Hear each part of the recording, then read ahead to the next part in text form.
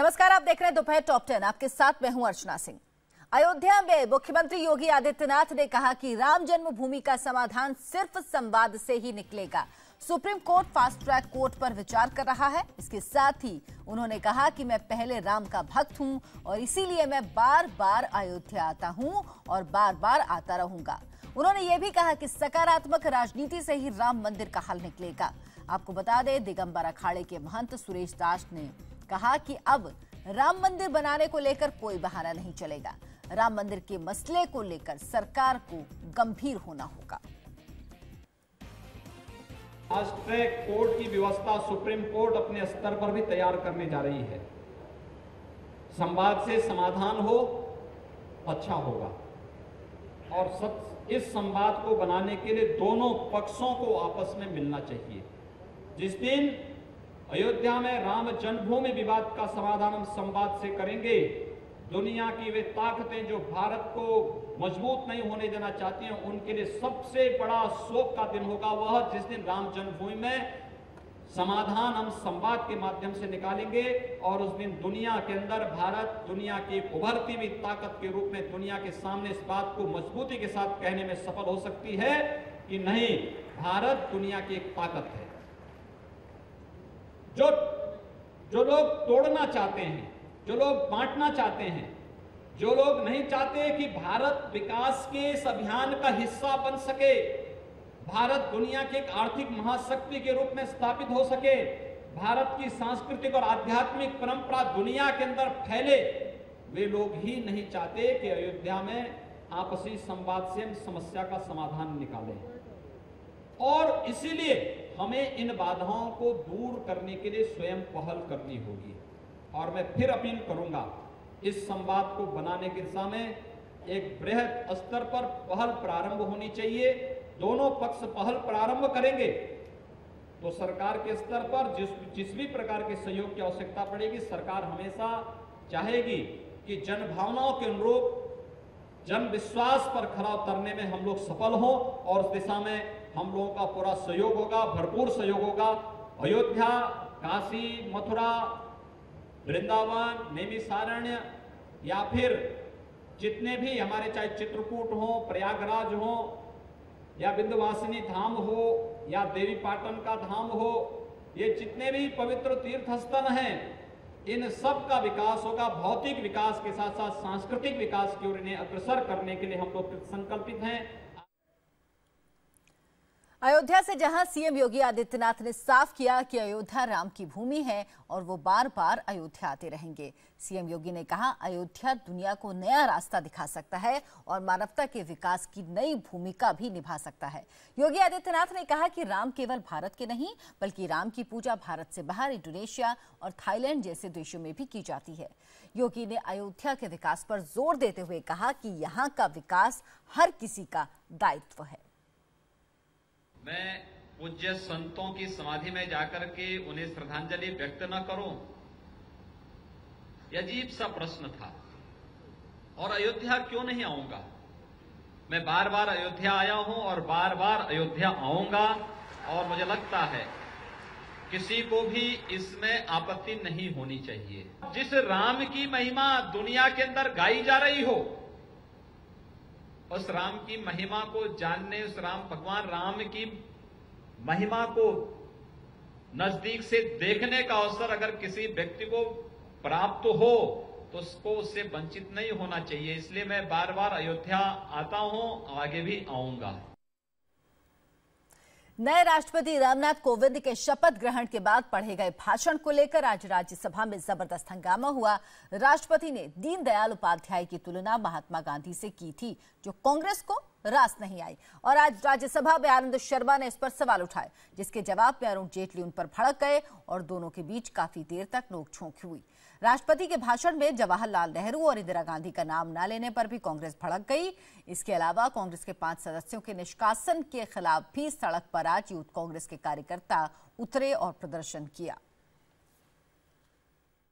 The whole speech has to be for the reason there is a rule which even the chair is bound by, that you do not refer to high constitutional authorities and what they have said in a debate in the House. And that is the purpose of what he said. Sir, Anand Sharma ji ने किसी भी highest या high constitutional authority directly और indirectly सदन में नहीं लिया, directly और इनडायरेक्टली। लेकिन गांधी जी का अपमान, इस गांधी जी का अपमान बराबर ये सरकार करती जा रही है। नेहरू जी का अपमान ये कैसे बोल सकते हैं बराबर करती रही है। ऐसे लोगों की सेंटेनरी मनाई जा रही है जिनका भारत के स्वतंत्रता संग्राम से कोई लेना देना नहीं था, और जो देश की स्वतंत्रता, आप क्या बोल रहे हैं? कहाँ अपमान हो गया? जेलों में सड़े उनको बुलाना भी जी, सरकार में कहाँ अपमान हो गया? जीरो और लेना है, घोर आपत्ति है। विदेश मंत्री सुषमा स्वराज ने आज लोकसभा में इराक के मोसूल से गायब 39 भारतीयों के सवाल पर अपना जवाब दिया। सुषमा स्वराज ने कहा, भारत दूतावास को जांच में ना तो डेड बॉडी मिली है और ना ही उनके मौत के दूसरे सबूत। ऐसे में बिना सबूत के 39 लोगों की मौत का ऐलान करना किसी पाप से कम नहीं। 15 जून 2014 की है। हमारी सरकार 26 मई 2014 को बनी थी, यानी हमारी सरकार के बनने के मात्र 20 दिन बाद ये घटना घट गई। और घटना का पता ऐसे चला कि वहाँ से एक व्यक्ति जिसका नाम हरजीत मसीह है वो आया और उसने ये कहा कि हम 40 लोगों को ISIS के लोगों ने बंधक बना लिया था, 39 लोग मेरे सामने मार दिए गए और मैं अकेला वहां से बच निकला। हरजीत की कहानी में काफी विरोधाभास है, लेकिन मैं अभी उसमें जाना नहीं चाहती। मैंने अपने यहाँ एम्बेसी को कहा कि ये कह रहे हैं कि मोसुल से अरबिल जाते हुए एक जंगल में हमको मार दिया। तुम पूरे मोसुल में चप्पा चप्पा छान मारो, मोसुल के आसपास भी 100 किलोमीटर तक छान मारो, कहीं तो 39 लाशें पड़ी मिलेंगी। और अगर लाशें भी ठिकाने लगा दी तो खून के धब्बे होंगे। आखिर 39 लोगों को गोली मार के कोई मार दे तो वहाँ तो पूल ऑफ ब्लड होना चाहिए, वो मिलेगा। तीसरा, मैंने कहा कि ISIS वालों की एक आदत है, जब वो किसी एक देश के नागरिकों को बड़ी संख्या में मारते हैं तो उसकी सूची निकालते हैं। देखो कोई सूची निकली है क्या? चौथा, मैंने कहा कि वो इतने निर्दयी हैं कि वो तस्वीरें भी उनका वीडियो बना के बताते, कोई वीडियो है क्या? अध्यक्ष जी, ना तो हमें कहीं लाशें मिली, ना हमें कहीं खून के धब्बे मिले, ना कोई सूची सामने आई और ना कोई वीडियो तस्वीर का सामने आया। उसके बाद हमने सोचा कि अब कम से कम इनकी तलाश करनी चाहिए। कि जो बार बार ये कहा जाता है कि मैं उन्हें मरा हुआ घोषित क्यों नहीं कर देती, हरजीत के बयान पर यकीन क्यों नहीं कर देती, मैं आज यहाँ कहना चाहूँगी खड़े होकर कि अध्यक्ष जी, बिना ठोस सबूत के किसी को मरा हुआ घोषित करना पाप है और ये पाप मैं कभी नहीं करूँगी। आज की एक और बड़ी खबर, फारूक अब्दुल्ला ने जम्मू कश्मीर के मुख्यमंत्री महबूबा मुफ्ती पर बड़ा आरोप लगाया। फारूक अब्दुल्ला ने कहा, महबूबा मुफ्ती हुर्रियत से मिली हुई हैं। उन्होंने यह भी आरोप लगाया कि सीएम महबूबा मुफ्ती आतंकवादियों और पत्थरबाजों की मददगार हैं।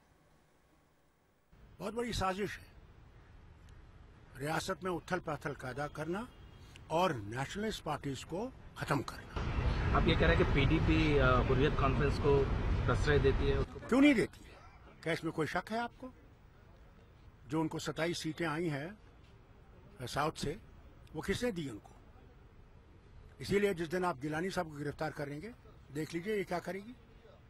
दूसरे शब्दों में आतंकवाद को बढ़ावा देती है पीडीपी, पत्थरबाजों को बढ़ावा देती है आतंकवाद। किसने कहा नहीं देती है? भाई साहब, आप खुद आइए और देखिए फारूक अब्दुल्ला क्यों इस्तेमाल करते हैं। मैं तो देशद्रोही हूँ। बिहार की राजधानी पटना में इस वक्त सियासी सरगर्मी तेज है। यहां तेजस्वी यादव को लेकर जेडीयू और आरजेडी में तलवारें खिंची हैं।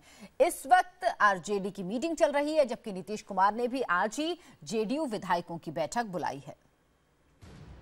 लालू ने आज अपने विधायकों की बैठक बुलाई तो नीतीश ने भी अपने विधायकों के साथ कल होने वाली बैठक आज ही बुला ली। माना जा रहा है कि दोनों दलों की मीटिंग में तेजस्वी के इस्तीफे को लेकर रणनीति बनेगी। बताया जा रहा है कि शुक्रवार से होने वाले मॉनसून सत्र से पहले जेडीयू तेजस्वी का इस्तीफा चाहती है। जाहिर है महागठबंधन पर आज कोई बड़ा फैसला हो सकता है। ओम प्रकाश चौटाला जी को 10 साल की सजा हुई है, वो जेल में हैं। उनकी पार्टी के साथ आप तालमेल कर सकते हैं। और आपको यहाँ जो है दिखाई दे रहा है कि नहीं साहब, हमारा भ्रष्टाचार के मामले में जीरो टॉलरेंस है। आप देश में नरेंद्र मोदी के खिलाफ जो है गठबंधन की अगुवाई करना चाहते हैं। आप उतना बड़ा गठबंधन कैसे चला पाइएगा जब आप 3 दलों का गठबंधन जो है यहाँ नहीं चला पा रहे हैं। ऐसा माना जा रहा है कि पिछले 15 दिनों में तेजस्वी की तरफ से कोई ठोस जवाब न मिलने के कारण आज होने वाली विधायक दल की बैठक में एक बार फिर से तेजस्वी के ऊपर कड़ी कार्रवाई की मांग उठ सकती है। इस बैठक में इस बात को लेकर मांग उठने की संभावना है कि तेजस्वी पर नीतीश कुमार कोई ठोस निर्णय ले और उन्हें अपने मंत्रिमंडल से बर्खास्त करें। इस वक्त की बड़ी खबर, मुंबई के घाटकोपर में बिल्डिंग हादसे में नया खुलासा हुआ। बिल्डिंग में रहने वाले स्थानीय शख्स का दावा है कि आरोपी शिवसेना नेता बिल्डिंग के निचले फ्लोर में बियर बार बनाना चाहता था, इसीलिए वो अंदर कंस्ट्रक्शन करवा रहा था। पुलिस ने आरोपी शिवसेना नेता को गिरफ्तार कर लिया। आपको बता दें, अब तक इस हादसे में 17 लोगों की मौत हो चुकी है, जबकि करीब 1.5 दर्जन लोग अस्पताल में भर्ती हैं। क्या उन्होंने परमिशन ली थी नीचे हॉस्पिटल बनाने की? अरे हमारे से ही परमिशन नहीं ली। अभी तो हॉस्पिटल नहीं थी, हॉस्पिटल खाली करा दिया उसने। खाली करा के बियर बार बनाने के चक्कर में था वो। शटर डाल दिया, मतलब क्या है। और 3 रूम का एक अंदर का पिलर तोड़ा के, दीवार तोड़ा के हॉल बना दिया। तो क्या करेगा आदमी, क्या उसमें क्या करेगा? बियर बार ही चला। उसके बियर बार बहुत है, 30-32 बियर बार है उसके। घाटकोपर में हादसे की जगह पर अब भी रेस्क्यू का काम चल रहा है। इंडिया टीवी संवाददाता राजीव सिंह की रिपोर्ट देखिए। घाटकोपर में दुर्घटनाग्रस्त हुई इमारत का मलबा हटाने का काम अब भी चल रहा है। ठीक मेरे पीछे आप देख सकते हैं कि यहाँ पर 2 मशीनें लगी हुई है और मलबे को बाकायदा हटाया जा रहा है। सामने आप देख सकते हैं कि जो मलबा हटाया गया है उसको लेके जाने के लिए महानगर पालिका की तरफ से यहाँ पर गाड़ियाँ भी है और तमाम जो फायर ब्रिगेड के, एनडीआरएफ के और स्थानीय पुलिस प्रशासन के लोग यहाँ पर मौजूद हैं। मलबे को हटाने के लिए काम चल रहा है। अभी तक इस मलबे से कुल 28 लोगों को निकाला गया था, जिसमें 17 लोगों की मौत हो गई है, जबकि बाकी लोग घायल हैं। इस पूरे घटनाक्रम के दौरान 2 फायर ब्रिगेड के कर्मचारी भी घायल हुए हैं। स्थानीय प्रशासन की माने तो अभी भी इस मलबे में कुछ लोग दबे हो सकते हैं। हालांकि अभी तक सही आंकड़ा सामने नहीं आ पाया है कि कितने लोग दबे हो सकते हैं, लेकिन अनुमान लगाया जा रहा है तकरीबन 5 से 10 लोग अभी भी इस मलबे में दबे हो सकते हैं। फिलहाल इस हादसे के पीछे जिस शख्स का हाथ बताया जा रहा था, उस शख्स को मुंबई पुलिस ने गिरफ्तार कर लिया है और उससे भी पूछताछ की जा रही है। फिलहाल मलबे को हटाने में तकरीबन अभी 7 से 8 घंटे और लगेगा और मुंबई पुलिस की माने तो इस पूरे मामले में कुछ और भी लोग जो इस मलबे में दबे हो सकते हैं उनको बाहर निकालने की उनकी पहली प्राथमिकता है। उसके बाद जो पुलिस की तरफ से उचित कार्रवाई है वो की जाएगी, लेकिन इस पूरे घटना का जो मुख्य आरोपी था उसे गिरफ्तार कर लिया गया है। कैमरामैन सागर के साथ राजीव सिंह, इंडिया टीवी, मुंबई।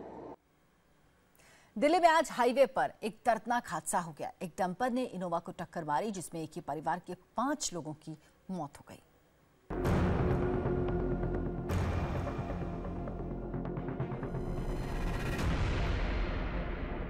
सड़क हादसे की ये रोंगटे खड़े कर देने वाली तस्वीर है। इनोवा कार के परखच्चे उड़ गए, बोनट से लेकर ड्राइवर तक की सीट बर्बाद हो गई। कार की हालत देखकर ही अंदाजा लगाया जा सकता है कि इसमें सवार लोगों की क्या हालत हुई होगी।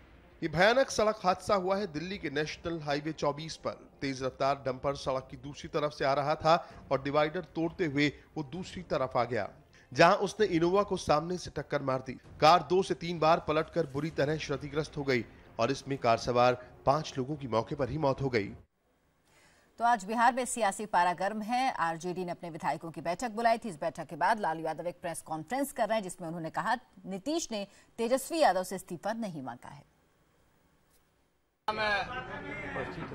उपस्थित रहने की बात है।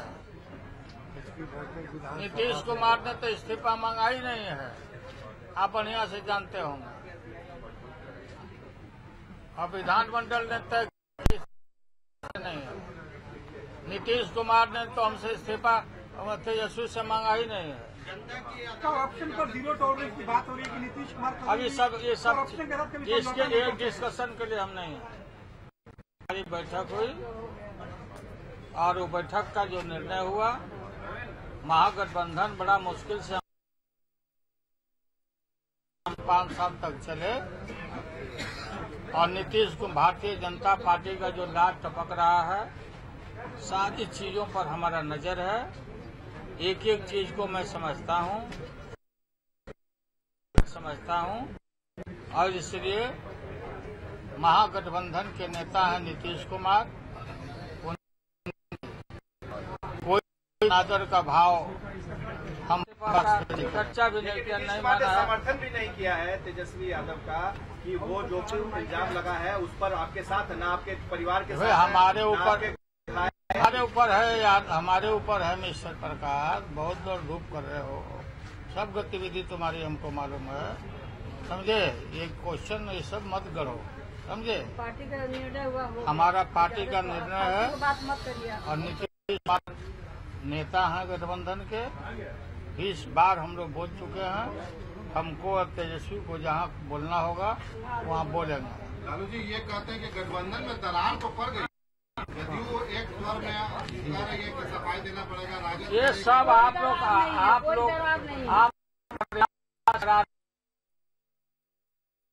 नजर में दरार पड़ा हुआ, हम बोल चुके हैं। चलिए अब हो गया, ललित बांट दो भाई, अभी लोग प्रिंट मीडिया का बांट दो।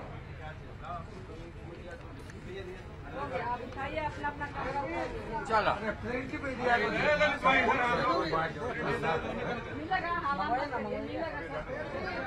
नीतीश जी करेंगे, क्या करेंगे नहीं करेंगे तुम जानते हो, नीतीश जी जानेंगे, उसके बाद से हम लोग जानेंगे। व्याकुल भारत है वो। लेकिन एक चीज बताइए, इतना तलखी क्यों है? कहाँ तलखी है, इतना बिटरनेस क्यों? अरे कहाँ बिटरनेस है, हम तो बराबर नीतीश जी से बात करते हैं, रात को भी बात किया, रोज बात होता है, डेली बात होता है। हम बताए कि हम जा रहे हैं 3 दिन के लिए रांची। असेंबली हमारे विधायक दल की बैठक बुलाए हैं, असेंबली के सत्र पहले सुनते हैं कि बीजेपी वाला कदम मारेगा सब।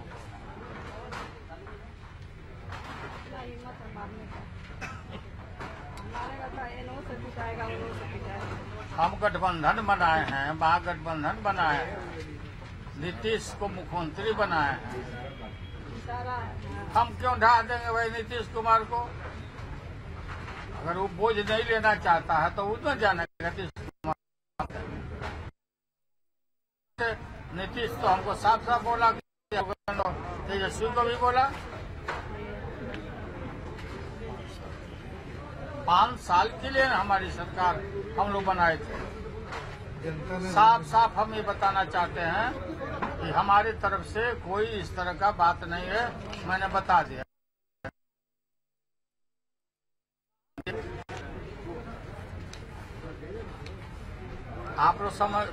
आप लोग चलाते रहते हो कि लालू जी से उनका बहुत गैप है, वो है, आपको पता नहीं है। हम लोग आपकी बातचीत बंद है, हम बोल रहे हैं ना, कहा जा रहा, आपके अखबार में कहा जा रहा है, आप बिहार आके बर्बाद हो गया।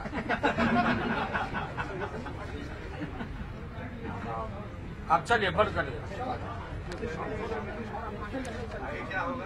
चलिए देखा जाएगा, आगे आप जानिए, प्रकाश जाने, मनीष जाने, आप ही लोग तोता हैं।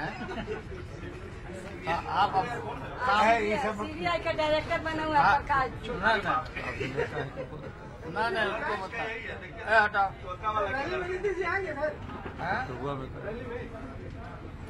हम आएंगे तो न्योता देने जाएंगे।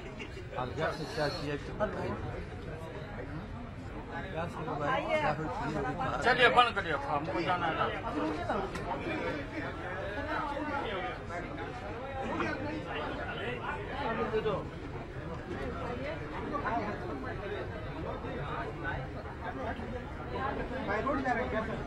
हाँ उठा लो ना भाई, माइक हटाइए,